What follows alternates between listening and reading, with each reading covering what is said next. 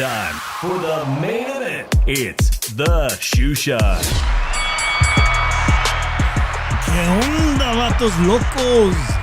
It's your boy Dave in the 702 coming at you for that Monday night recap known as the Shoe Shine, where folks from around the world get together to talk about the sweet science. Joining me as always, all the way from the city of brotherly love, Philly Irish, Drew Evo. ¿Qué pasa? Did you get your March Madness on? I didn't even watch any of the fucking college basketball tournament. Shout out to everybody joining us, everybody that laid it all on the line this weekend in March Madness. Did you do all right? Let me know in the chat if you guys did all right in your bracket. I know Las Vegas was really busy, Drew. In fact, it gets crazy in Las Vegas now. Most of you guys know now. I see our boy Rob Boxing. Did you know, bro? I moved to Vegas. So thank you for coming and joining us today. And shout out to you, and nice to see you back on these YouTube streets. You know you're always welcome here, as all of you guys are. Saludos to Chicano Prophet, Remy. It is a huge week in boxing, Drew. This weekend, not much to talk about other than Jose El Tron Cepeda from Long Beach, probably hanging up the gloves now after getting decimated by a body shot. And of course, Terry Harper and Sandy Ryan for a unification fight in women's boxing. That's all right. We could talk about that. But the biggest news always happens after the Shoe Shine. And now I'm starting to think, Drew, we need to have 2 shows per week because all the juicy shit everybody wants to talk about, and let's not front, people like gossip, people like the chisme. We got press conferences. We have the start of the Canelo Jaime Munguia press conference for Cinco de Mayo. It's just right around the corner, Drew. Jaime Munguia's a quiet guy. You got to make news somehow. And Canelo Alvarez made a lot of news this week, Drew, because people were going to ask him what's up with that David Benavidez fight, Drew. And what came out of his mouth was shocking to a lot of people. Almost reminds me of that comedy movie, Dumb and Dumber, where the guy, Jim Carrey's character says, to that girl, the beautiful girl, do I have a chance? And she said something like, 1 in a million. And he's like, oh, I have a chance. Exactly, right? He'll take that fight, Drew. 150 million, 200 million. Let's start negotiating. What did you think about that crazy shit coming out of his mouth? 150 million, 200 million. I fight David Benavidez tomorrow. Because he knows nobody's going to come up with that money.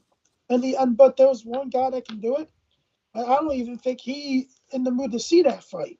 Like, I think he's more into, heavier weight divisions. Like light heavyweighting up. I don't think he even pays attention to Canelo, Turkish or whatever his name is. Okay, right. I can't get it right either. I don't want to butcher his name. But he's trying. I think he does it because he knows nobody's going to pay for him to fight. But to say he says he doesn't bring nothing to the table and everything.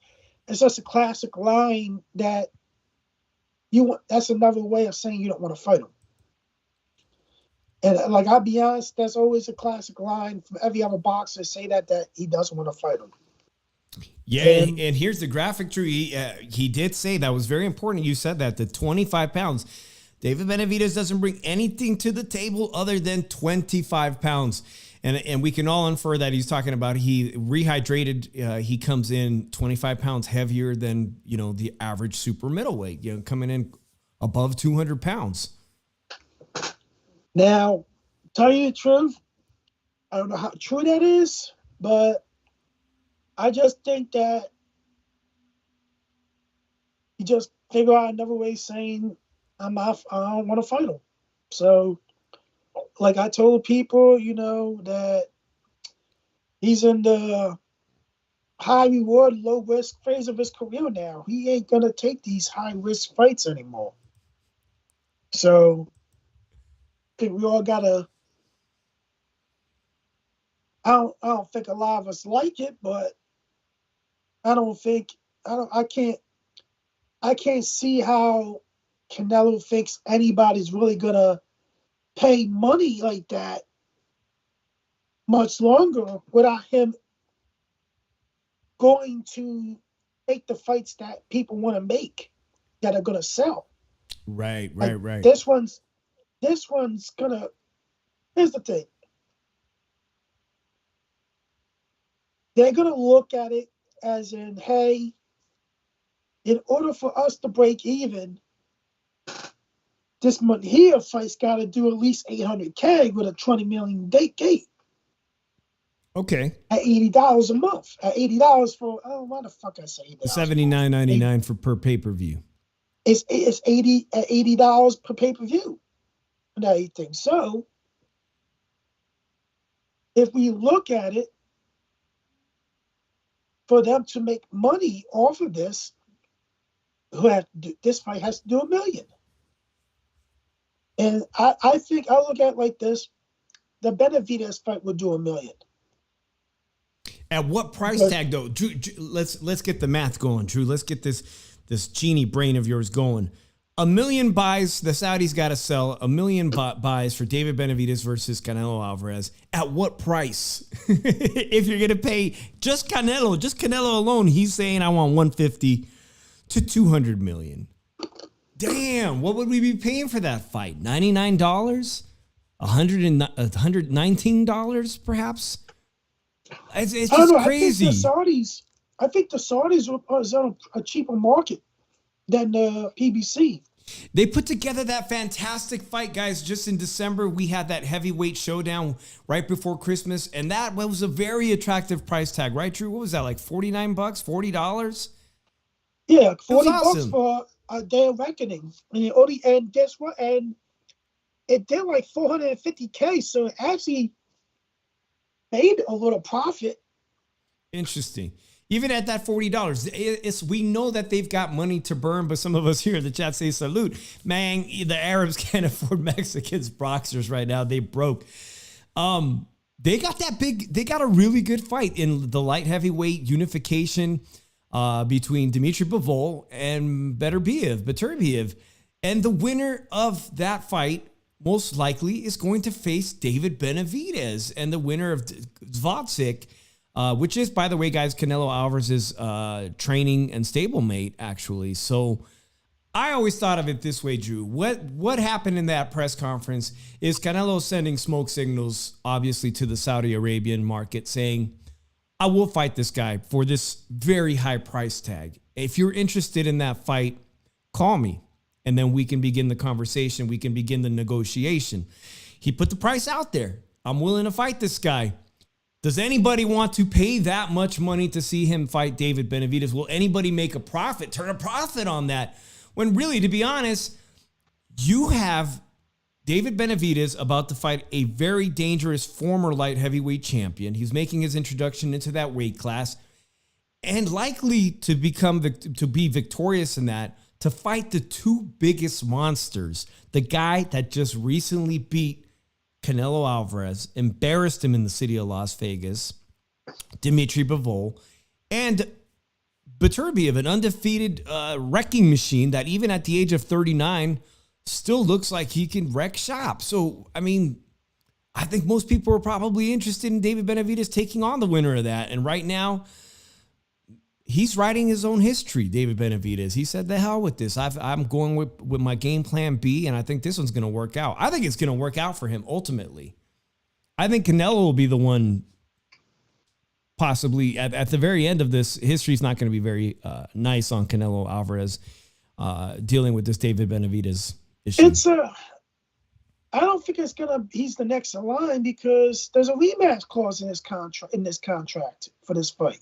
But Beterbiev and Bivol. So even though when the Benavidez can't pinch the Canelo fight to Turkish brought it up, say, yo, I want to see you fight the winner of Bivol and Beterbiev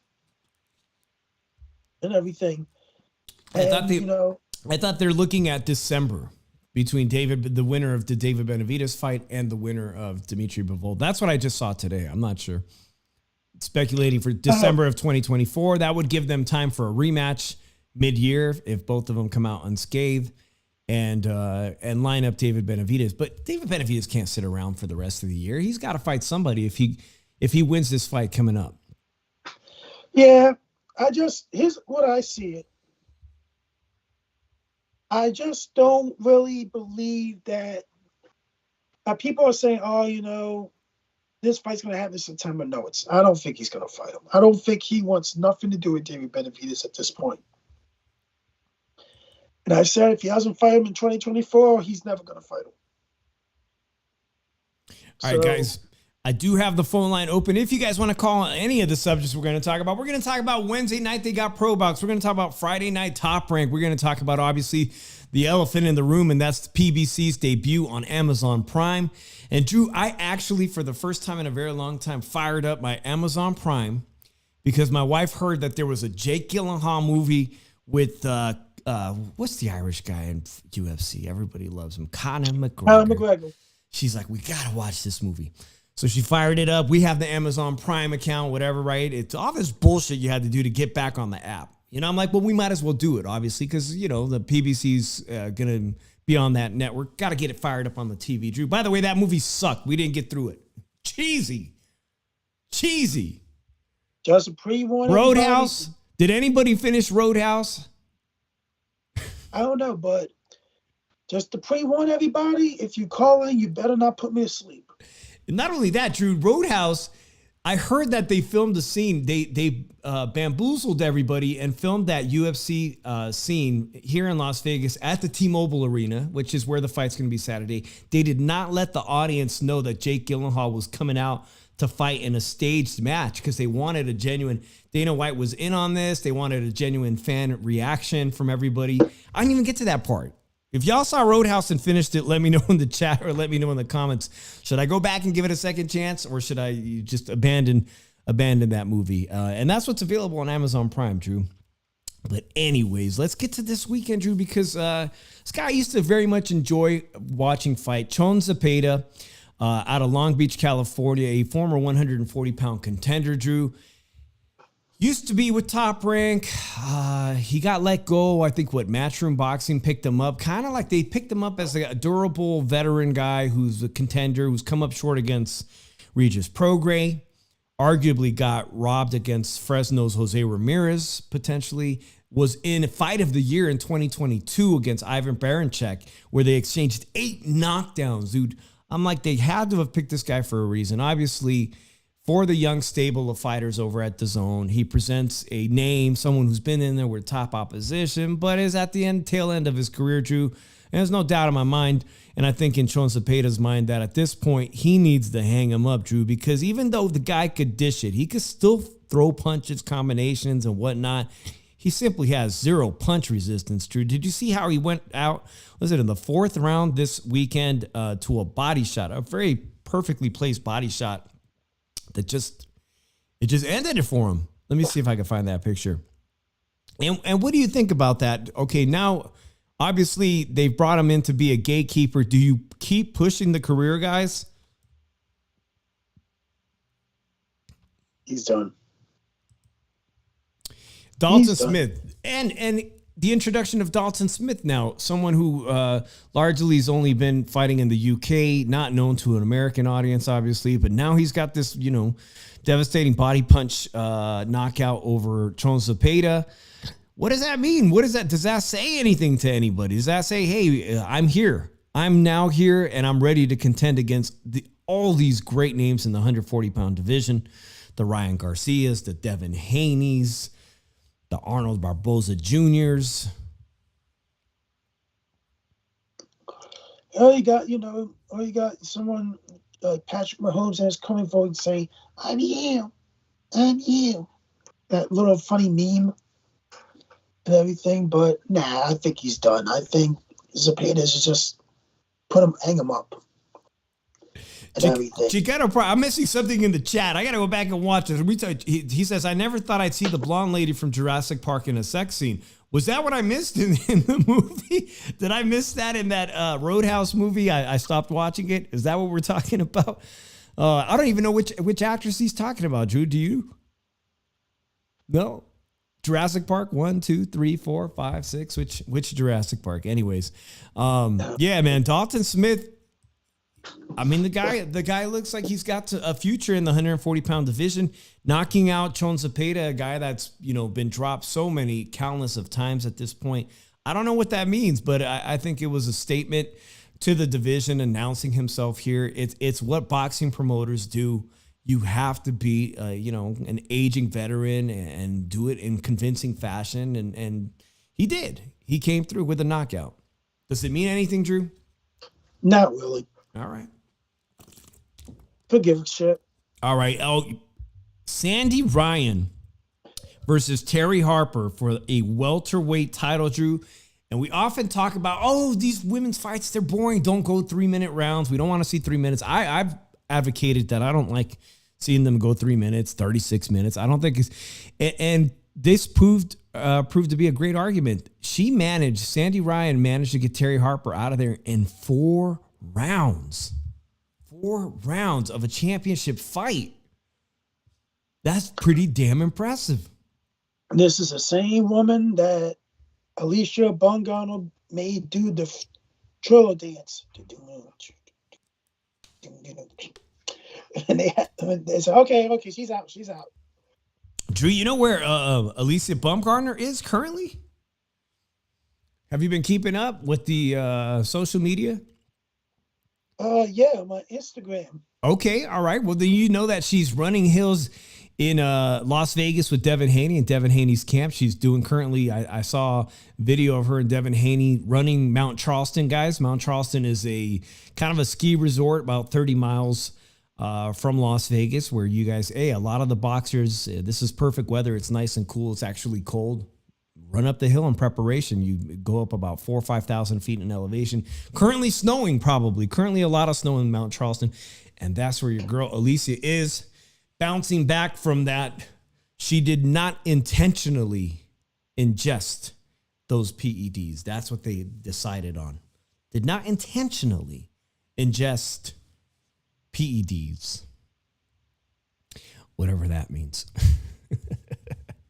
All right, guys, the phone lines are open. Let's get into this weekend. The weekend kicks off Wednesday night, guys. This is a pretty wicked Pro Box card. I love Pro Box, especially after local California promoter that I was fond of, Thompson Boxing, is no longer on the air. Paulie Malignaggi, Chris Algieri, Tim Bradley, Teddy Atlas, everybody doing a great job, in my opinion. Our boy Lukey Boxing writes for them as well.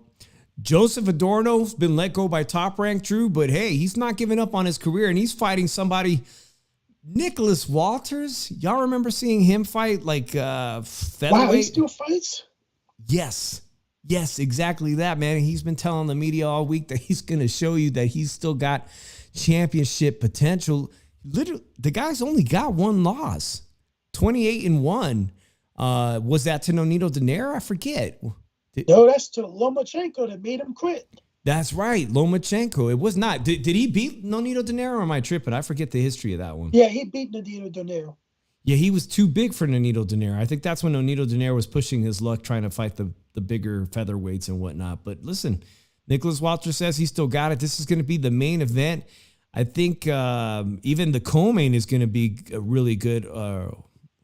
Relampago, I think, is fighting. That's a really good Mexican former fighter, I think, who was with Golden Boys. This is going to be a good card. A lot on the line here for somebody like Joseph Adorno, who's much, much younger than Nicholas Walters, being released from Top Rank, being part of a fighting family, his brothers. In fact, my good friend Jay Chaudhry made a documentary about the Adorno brothers. I think it's available on YouTube. He's not trying to go off into the sunset, Drew. He still says, I believe in me. I believe in myself. I mean, I'm not ready to hang up these gloves. He has to beat Nicholas Walters. Both of these guys got a lot to prove this weekend. Yep. Who's going to win? Thank you, Sonteo. He says, yeah, he beat Nonito. That's a big win. That's a big win and a big loss to Lomachenko. So, of course, he's getting up there in age. So that's how Wednesday night starts, Drew. We get to start off on Wednesday night. And then, of course, Friday night, Top Rank Boxing. I know you're going to be into the women's card on Friday. We're talking to everybody. You might as well put in who you're rooting for in here, guys. The guys who are watching right now. Sinisa Estrada versus Yocoste Valley. And then, of course, our friends of our show, D-Style, interviewed Oscar Valdez. And Oscar Valdez is headlining against an Australian that almost beat Navarrete in an upset. Navarrete rallies to come back to win that fight. A lot of people think that Australian did not get the benefit, and Navarrete got an unusually long count. Had that fight been anywhere else, we could have been looking at Liam Wilson being a world champion and Navarrete suffering a loss in his debut at 130 pounds, although he rallied back. That's a very impressive card to kick off this massive boxing weekend, Drew, and I want to know your thoughts on the co-main event, which is the women's unification for Undisputed, as well as Liam Wilson versus Oscar Valdez at 130 pounds. One of those guys is going to get a chance to fight for a world title again. Oh, man.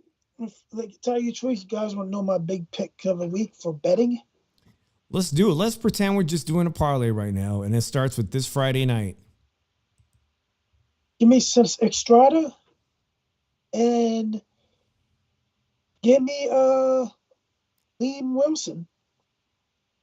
That's his name, Liam Wilson. Yeah, give me Liam Wilson. Is it Liam Wilson or is Liam Wilson an actor? Shit, I think it's Liam Wilson. Liam Wilson. Yeah, who do you got in the women's undisputed showdown? This one that I got to see both of these women fight. I saw Sinisa Estrada fight recently, my first year living here in Vegas, and Yokasta Valley shocked it because she got on stage in front of everybody as soon as Sinisa Estrada won that fight and says, look, you fight in little theaters like this. I sell out stadiums where I come from. And now the fight is happening. It's happening in Arizona this Friday. So kudos to both promoters for making this happen. Yep. But I think Estrada's going to win this fight.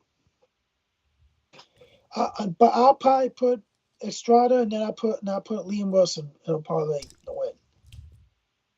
All right. What says the chat? Güero Trash says Valle es muy bonita. Remy says Mark Castro fights next week in Vegas. He does on DAZN. What DAZN is having a fight next? I can't even keep up. So the first week of April, DAZN is having a card. That's very interesting. And of course, I have been keeping up on his career. I'm actually going to pick Yokasta Valley in this one, Drew. I'm picking Yokasta Valley to upset Sinisa Estrada. I know.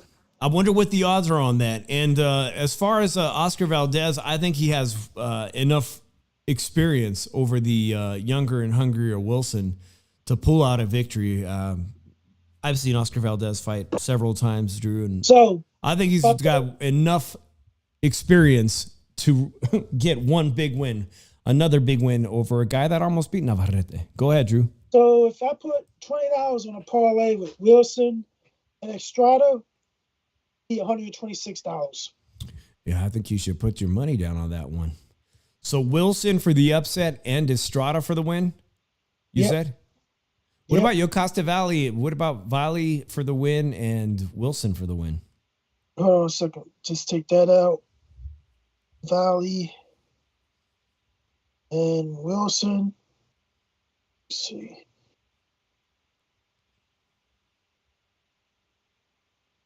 $205 with a $20 bet. Damn. That's the one to make. That is the one to make.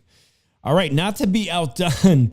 I barely found out about this one, Drew, and I was talking to that fighter Tristan at the fight at the Cosmopolitan a week or two ago. It felt like it was just last week, but it was probably 2 weeks ago. And they were talking about Tristan getting an opportunity to fight Zurdo Ramirez. This is a Cruiserweight World Championship, the WBA already, Drew, after just beating Joe Smith Jr. It's getting a title opportunity at Cruiserweight, Drew. This is very interesting. I think this guy, Zurdo wins this fight. There's only one Cruiserweight I want to see him fight, and that's Opatai. Yeah, but I don't know, man. I think Okatai destroys him. Oh yeah, well I don't doubt that.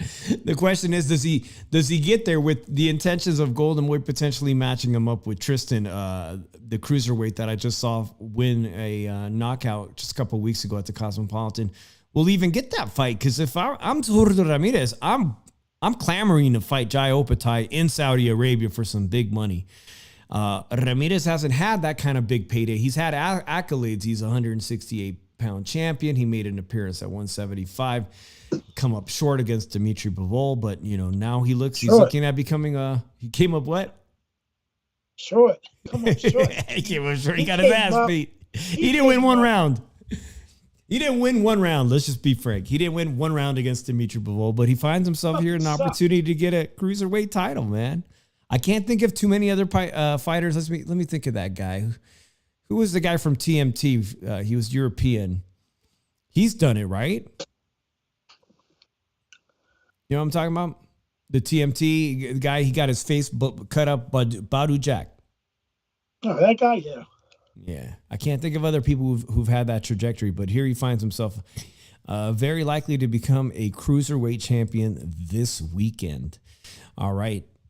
It's coming here. It's coming to Vegas, Drew. It's coming this weekend. Typically, I like to go on Wednesday to the open media workouts, and I've given up Thursday. I'm getting out of work early Thursday, so maybe I miscalculated that, and I should have taken Wednesday off half day to go down and watch the open workouts. We'll see if my calculation is right. Everybody's going to be descending on the town. PBC is making their debut in what originally was obviously kind of a sucky fight between Tim Tszyu and one-time Keith Thurman. Keith Thurman with the bicep injury. And they have to look at the card and say who is prepared to fight at 154 pounds. The video on my page, guys, of Brian Mendoza is doing very well, almost 800 views. I appreciate that, guys. Even better was the other video.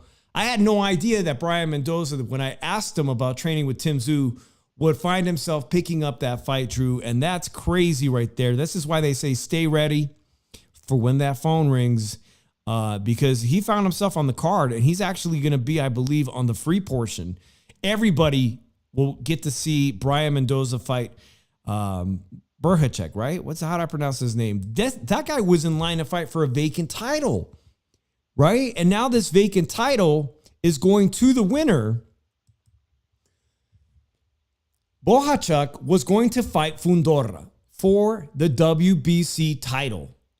And now you guys clearly see the Brian Mendoza getting a world title opportunity after losing resoundingly in Australia to Tim Tszyu.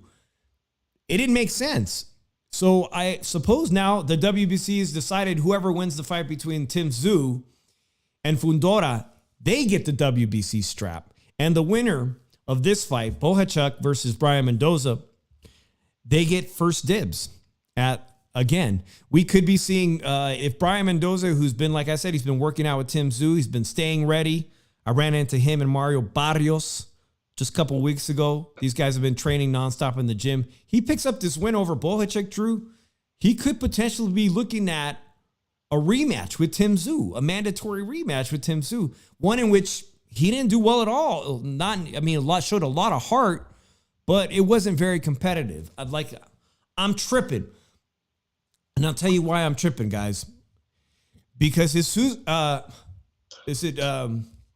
what's his name? Jesus Ramos Jr., when he did not put his foot on the gas on the Canelo undercard recently and gave away the fight to Lubin, to the judges, basically put it in the judges' hands instead of taking it into his own, a fight that he was comfortably outboxing Lubin, had enough power to keep Lubin off him, could have potentially hurt him. That miscalculation between him and his team has wrecked this card. The whole reason why all this 154-pound shenanigans is happening is because Lubin was offered the fight first, Drew. And Lubin and his team came back to Tim Tszyu's people and said, we want this much money to fight you. And they had to tell him to go kick rocks. In comes Keith one-time Thurman. Okay? That's the whole reason. Because had Jesus Ramos Jr. on the undercard of the Canelo Alvarez fight, had he stepped up the gas and got that win, we would be looking at this Saturday night, Jesus Ramos Jr. out of Arizona versus Tim Tszyu. But he got pushed to the back of the line. I know I saw your tweet. I saw your tweet. If the Fundora fight was so much better, why wasn't it made to begin with? That's because he got knocked out. Well, primarily because he got knocked the fuck out by Brian Mendoza. And you can't get a title shot after getting knocked the fuck out by somebody that just lost to the champion. It just didn't make sense. But you know what, man? You got motherfuckers dick riding, saying how much better this fight is and everything, and just not mentioning the history of Fundora's recent history and everything. A guy that's been inactive for a year and coming off a bad knockout loss to a guy that Tim Tszyu dominated and stopped. And that picture does not look right, Dave. I don't think you want to put that picture on there. It's freaking crazy. For Tim Tszyu, I give credit to Tim Tszyu. We asked recently Jesus Ramos Jr. if he had to fight Fundora, would he be willing to do that for the title shot? This is something Brian Mendoza had no problem doing. I stood side by side by Brian Mendoza, and I'm like, Brian Mendoza is a good 5'10". I don't know what he's listed at, 5'11". I was more impressed by the build of Mario Barrios, who fights at 147, and I kept thinking, this guy, Brian Mendoza, tremendous fighter, great heart, fought this beast, 6'5" basketball player, freak of nature, and caught him, and just timed him perfectly. In a fight, he was kind of losing a little bit on the cards, close. He caught the dude. He did the unthinkable. He knocked him out in one of the knockouts of the year. I'm sorry, but does Tim Tszyu get lucky in the same fashion? Yeah, or was that does. A fluke? I don't think it's a fluke, but here's the thing, man. I'll be honest with you. This fight's not really a big deal to me. And like, the only ones that are making a big deal are dick riders and guys that are fanboying for Tim Tszyu. This looks like a Bruce Lee movie when he fought the basketball player. That's what this looks like to me. This shit is crazy. I'm going to say that about anybody that fights Fundora because I don't even see how Fundora makes the weight limit of 154 pounds. I'm just looking at this, Drew, and I'm thinking, what did Tim Tszyu discuss with Brian Mendoza? How much, how much of the tape has he watched over and over, devising his last-minute strategy with just less than 2 weeks to prepare to fight somebody he wasn't prepared to fight, a southpaw this big, Drew.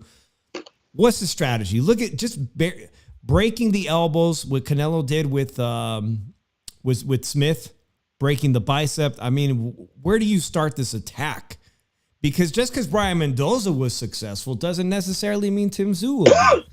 But the thing is, he falls right into his. He doesn't fight big. He fights small. True. He does not use his reach advantage. Like, never. He falls in your hands. Like, tell you the truth, he gets hit easily. Fundora. Like, yeah. Does he wake up this Saturday and decide, I'm a box on the outside. I'm going to use my entire wingspan. I am going to just keep that left. Well, actually, it's a southpaw. I'm going to keep that right jab out there and never let Tim Tszyu get into me. I'm going to pitch a masterclass performance and outbox Tim Tszyu and keep this all on the outside. He's never going to get anywhere near me. Or does he fight like he did against Brian Mendoza, where that 6'5" head comes all the way down to the level of punching reach of Brian Mendoza? We've seen him do it against Lubin. He wrecked Lubin's face, but man, he likes to fight on the inside, and he likes to fight down to the level of his opponent. Physically. It's just who he is. Like, you're not going to change who you are. You're not used to that. You're a guy that fights small. And tell you the truth,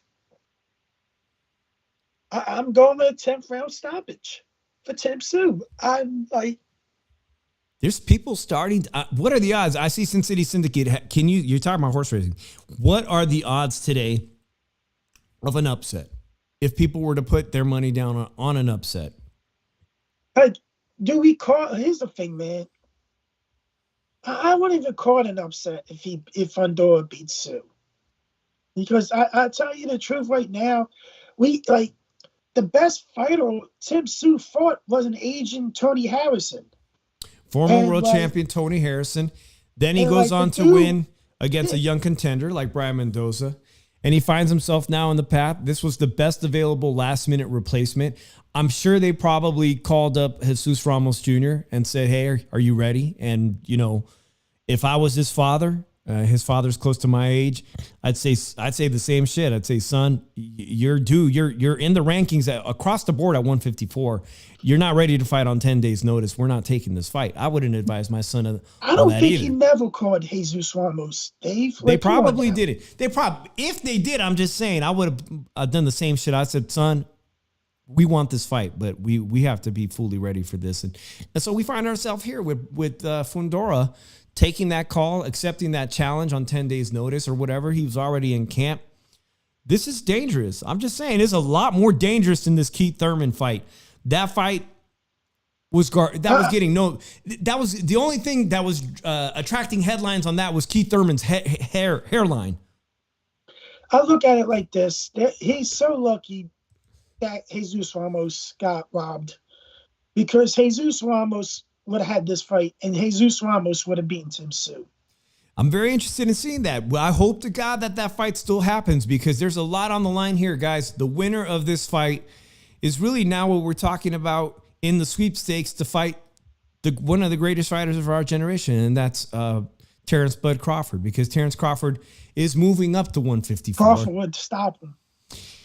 So whoever wins this fight is first in line at a potential shot at a big money payday, and that's fighting Terrence Bud Crawford. He doesn't have any of the titles, but obviously, you know, what we can see from his family lineage, his father didn't duck anyone, and Tim Tszyu's certainly not going to duck the opportunity to fight a legend in Terrence Crawford. But he's got to get past the towering inferno, and I really don't know. I don't believe the triangle theory works here. I don't know what to expect. Can suddenly on Saturday this guy decide to fight tall and use his boxing skills? I don't know. And bring home a world title?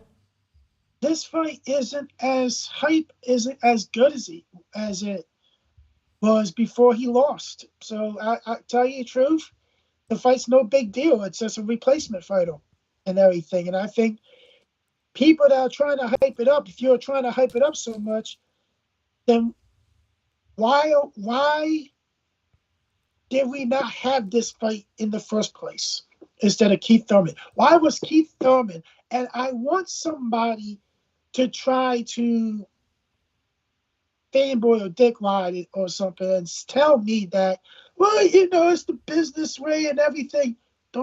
I'm sorry, guys, don't give me that business bullshit, man. Like, are you getting paid to say that? Or are you paid to try to act like an insider and you're not? Like, seriously. Like, this fight is no big deal. Wow. This is just a replacement fight.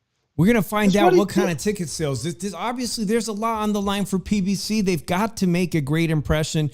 I've been hearing people talk about this, like when you open a restaurant or a nightclub and they say soft opening. It's the soft opening.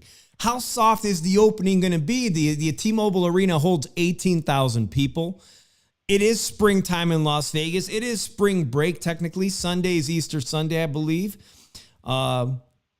There's a lot. There's a lot on the line here for PBC. They got to put on a good production. And the co-main also offers a lot of drama. Obviously, we have Rolando Romero, who today my wife was like, how come Barroso didn't get that fight? Because we saw Barroso and we took a picture with Ismael Barroso out of Venezuela. And I'm like, well, you're right about that. How come he got the shaft? We got, for the first time ever, Pitbull Cruz, Isaac Cruz, who is the only guy in recent memory to go the distance against Gervonta Tank Davis. The only Mexican fighter to go the distance against Tank Davis. Drew, he's coming up to 140. Raleigh's been sitting at that weight division for a little bit of time. Does Isaac Cruz have enough moving up in weight to beat a kind of athletic but limited challenged fighter in Raleigh Romero? And I mean that his skill set, we've all seen it. He gets these wins by his bare brutality, his strength. You know what I'm saying? That's how he's got those wins. And we could even say he didn't deserve the WBA title to begin with. That was, the referee injecting himself. It was a bad stoppage. It was a horrible stoppage by Tony Weeks.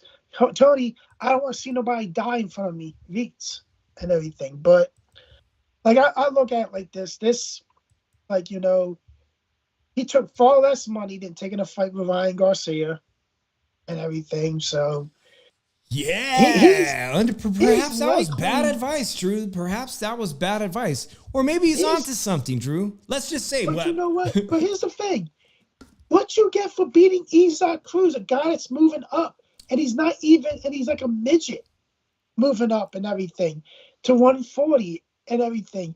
How the hell did he get a title shot? Well, you should have had the rematch with Barbosa, whatever his name is. Right. Because he actually won that shot. He won to become a mandatory and everything. So why is Isaac getting a shot where he was not even in the division? Drew, I'm just going to speculate. I'm just speculating, but I'm thinking PBC's like, these are the guys on our roster that have name recognition. We cannot spend the big bucks because this Canelo fight is in the works and we don't know how much Canelo's going to ask us.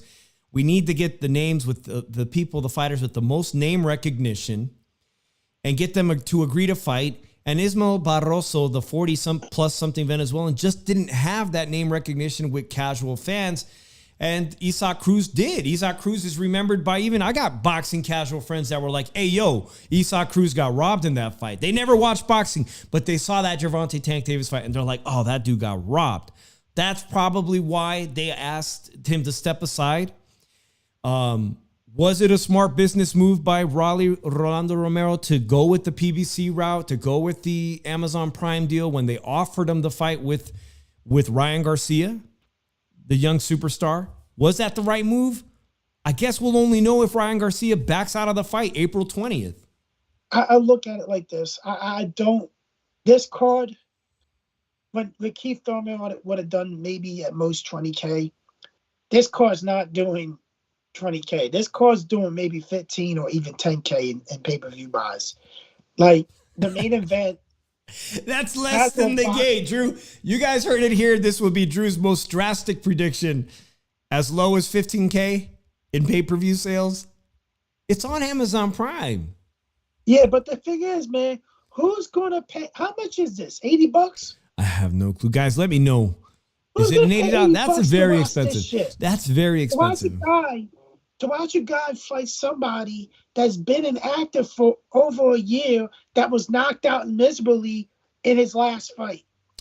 And tell you the truth, casuals don't really know these two. Which is why, okay, just at the merit of the argument, should this have ever been a pay-per-view fight? Fuck no. I think this is a great, now it's kind of emerged as a great boxing fans, the kind of fights that we were used to growing up 10 years ago watching on HBO on a Saturday night, or maybe Showtime at the peak of their, when Paulie was still on the commentating team. This is just a really good, solid boxing Friday fan. Nights. Yeah, boxing fan. I wouldn't go so far as calling ESPN Friday Night Fight, but I'm saying a solid HBO card that you would get just by being a paying member of HBO. But now we find ourselves with PBC where everything is a pay-per-view. They started off 2023 with the pay-per-view. Do I like it? No, I hate it because, to be honest, any one of these guys, even Tim Tszyu, could emerge as a superstar with wins against the right people. You could build a new superstar. But if you're putting a paywall, if you put a paywall between that and the average sports fan who says, I've never heard of Tim Tszyu, and by the way, I'm not going to fucking pay $80 to find out who he is, how do you develop that person into a star? How do you develop any of those people into stars if you keep making everything a pay-per-view? I'm sorry. You pay $80 or $70 for this card, you're a fucking idiot. I'm sorry, but you just heard. So Remy just brought it up here. It's $70 plus $16.46 subscription. Does that mean you have to subscribe to Amazon Prime and then pay the $70? That's a lot of money. Man. That's a lot of money. Also, fucking deal. They've gotten rid of stuff that really was good for boxing fans, guys. And that's obviously that you can't go watch a lot of these fights at bars or Dave & Buster's or your local bar anymore. How is this going to work with Amazon Prime? If anybody knows if Amazon Prime is licensing this fight to local bars in your area, let me know, because that has really killed the sport of boxing, Drew. It used to be 10 years ago, you can go down to your local bar And it was the bar was paying for the fight. Anybody that was coming in, or maybe they charge a small cover, but they made it available. They would license the fights.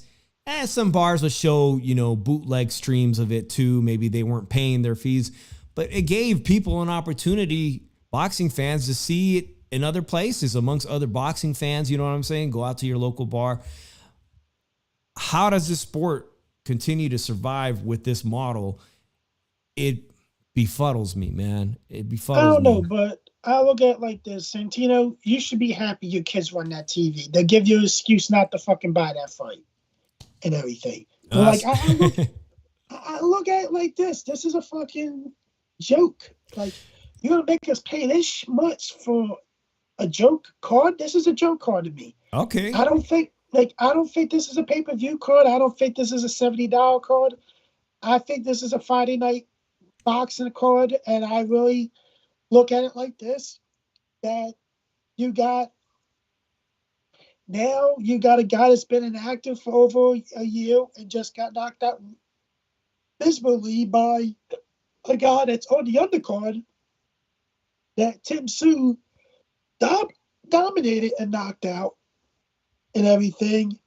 And you got a guy that's moving up from 135, that's 5'4", a 5'4" midget trying to fight a guy that God forbid doesn't know, needs to go to a real gym and fucking learn how to throw a legit combination and everything.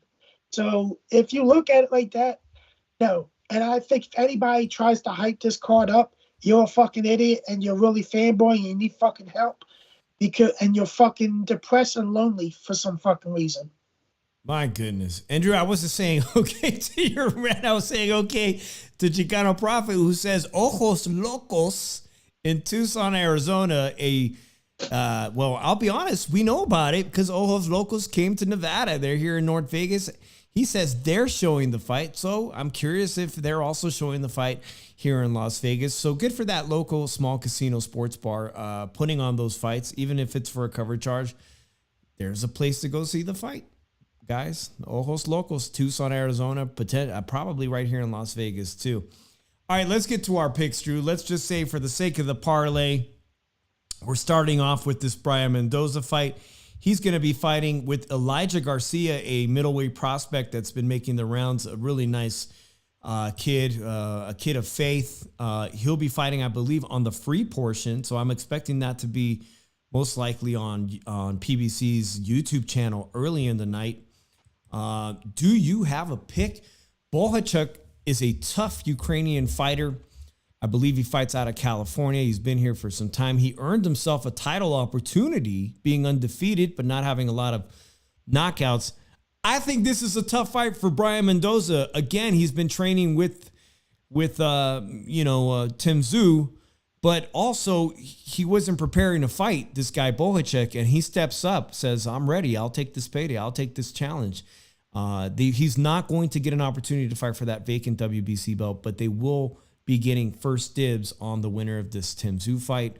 Do you think Brian Mendoza, who's been in the big fights, who's been in much bigger fights, obviously, he's traveled to Australia, think what he has, or you think this is Bohachuk's day on Saturday? I'm picking Bohachuk to win this fight. Any specific reason? I think he outboxes Mendoza and wins this fight clearly. Very interesting. Very, very interesting on this one. I'll go with Drew's picks first, and then I'll give my picks. All right, Drew. Let's go to Erislandy Lara versus Zarafa out of Australia. Zarafa, I have no clue how he finds himself in a middleweight title opportunity. Maybe because the division sucks. His biggest wins come over, what was the guy that beat Manny Pacquiao? Jeff Horn? Jeff Horn? And they're like 2 weight classes apart. So that's his biggest win, is domestically, is Jeff Horn. But then again, how old is Erislandy Lara? 40s? I'm picking Law in this fight. I think Law. I'm picking Law by stoppage. I still think he can stop a low weight fighter and everything. I'm picking Law by stoppage. All right. Lara by stoppage. Okay. In the co-main event, obviously, Rolando Raleigh Romero, Sin City Syndicate, said that was a coin toss fight against Isaac Cruz. Gervonta Tank Davis could not finish Isaac Cruz. That guy has got one hell of a neck, one hell of a head. He just I don't think he even feels punches to the head. Isaac Cruz is not really that good of a fighter and everything. He's really, I think Romero Wally can do one thing right in this fight. I think Wally can stay on the outside the whole time and try to just box him a little bit and gets like little moments in this fight. I'm picking Wally. I think Wally finds a way to win this fight, or I think they find a way for the judges to give him this fight and everything. I don't think Isaac Cruz is going to come anywhere close to hurting Wally Romero. Very interesting. And I already know how you picked the main event. You've got Tim Tszyu in 10 rounds. Those are pretty interesting fights to me. You add that up between Oscar Valdez on Friday night and the women's undisputed title. Those are 6 fights that I'm really interested in seeing. Plus Wednesday night on Pro Box TV. Drew, I'll give you my picks real quick. Think Brian Mendoza comes out victorious. He's been sparring and giving work to Tim Tszyu. Obviously, he learned tremendously a lot going down there. I cannot underestimate Brian Mendoza, the guy who works out at Salas Gym, the great Cuban boxing coach. Fantastic sparring there. I think he finds a way to beat Bohacek. All right. Now, going into the co-main event, I happen to agree with you, Drew. I think that the boxing gods, the WBA boxing gods, the referees are going to find a way to give Rolando Romero a win, defending his 140-pound champion. It could be controversial. Most likely it's going to be controversial, because they've got to find a way to get that WBA title in the hands of the likes of somebody much more popular, whether that's, crazy Ryan Garcia or not. I don't know, but they've got big plans for that WBA belt. They're not giving it to Isaac Cruz. They're going to let Raleigh Romero keep that belt for a little bit longer to see who they could unify that belt with, whether it's Devin Haney. But you know what, Dave? Mendoza's an underdog in that fight. I like him in that fight. Yeah. He's an underdog. He's the underdog in that fight. As he was the underdog in the Towering Inferno fight, the Fundora fight. He was the underdog there. So I'm going to go with him on that. I'm going to go with Rolando Romero. And I think Tim Tszyu finds a way to beat Fundora because I've never seen Fundora use his natural gifts, guys. If he does, wow. If he does on Saturday, it's going to be very, very interesting for a southpaw that tall to finally use his God-given gifts to pull off a perfect fight. I just find it hard to believe he will because we've never seen him do it. He likes to fight small. He likes to fight in the phone booth. He likes to use those arms and just shred on the inside. And I think he thinks he's going to overpower Tim Tszyu. And much like Canelo did against Smith, he might find a way to hurt Fundora. The blueprint's been already made there by Brian Mendoza. How to break him down, how to chop down that tree. But I don't think it's going to be an easy fight at all. I won't be surprised if this does go into the very late rounds or even a decision win for Tim Tszyu. Well, it's not a big deal of a fight to me. And a lot of people agree with me on it. Like, if people are hyping this fight up, why the fuck didn't they make this fight in the first place and not bring Keith Thurman's ass into this? Like, come on now. Shout out to Latrus, my boy Latrus on YouTube. Also, big deal on TikTok. Make sure you check out Latrus if you're on TikTok and right here on YouTube. SB Saludos says Pitbull over Big Mouth Raleigh. And I think Pitbull's got the tools to beat Raleigh Romero. Drew, is he going to get the breaks?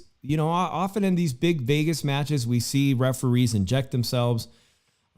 We see funny scorecards. I mean, that's not uncommon. We talked about Jesus Ramos Jr. not getting the nod. That happened in Vegas recently on the Canelo undercard as the co-main event. Could we find ourselves with a shady scorecard at the end of the Raleigh Romero versus Pitbull Cruz? I think very well. I've seen enough of these major fights to know that anything is possible in the sport of boxing, including blind robberies, the way Raleigh got that belt against Ismael Barrosos. Blind robbery. I'll be honest with you, Sin. I read chat. Yes, you're right. But I'll be honest, give you a compliment. I saw worse jokes and I heard worse jokes. So don't worry, Sin. I got you. That's not the worst jokes I've seen in the chat, but I heard a lot worse than that. Hey, you know, Drew, we basically have no mods. I have modded people, but I like to keep the show like this, man. I like to keep it free and loose and let the bench, so long as you don't disrespect, I'm not blocking you. I like this open forum. And the phone line was open the whole effing night and none of you called. I'll be honest. You keep the we keep the phone, like we keep the. Just you guys say what you want, but don't get mad if I say something back to you. That's true. I say some real bad things to some of you guys. You guys get into your fucking feelings and everything, and especially people are cool with Dave. Dave, I'm saying, why the fuck Drew gotta come at me like that? Well, Dave tells you should have never said anything to Drew negative. Shout out to Mom Food Planet Things. Nice to see you. Make sure you guys go check out my homegirl Mom Food Planet Things on YouTube. That being said, guys, it's going to be a busy week for the sport of boxing. We said Wednesday night, a lot of people are coming into town. Obviously, Wednesday we have the open media workout. I don't think I'm going to get a chance to go to that. I usually do and stream it. Thursday, I'm off. We'll see if I can get into the press conferences. We'll see if we can get some interviews, post that. So make sure you stay tuned. Thursday, Friday, the weigh-in, I'm off. So I think I will be going to the weigh-in 100%. Maybe we'll live stream that. So make sure you hit the bell notifications and you're subscribed. And of course, Saturday, most definitely going to be doing something post-fight, whether it's at the T-Mobile, whether it's on the Las Vegas Strip. I'll make sure that I set a thumbnail so y'all can be a part of that post-fight on Saturday night. He's trying to have Sinise on camera shot me out. It's going to be a good one. And I'll see you next week, Drew. And I'll see everybody here on next Monday with Drew Evil. But make sure you guys stay tuned and keep it locked here on the Shoe Shine and check this week, guys. Peace out, everybody.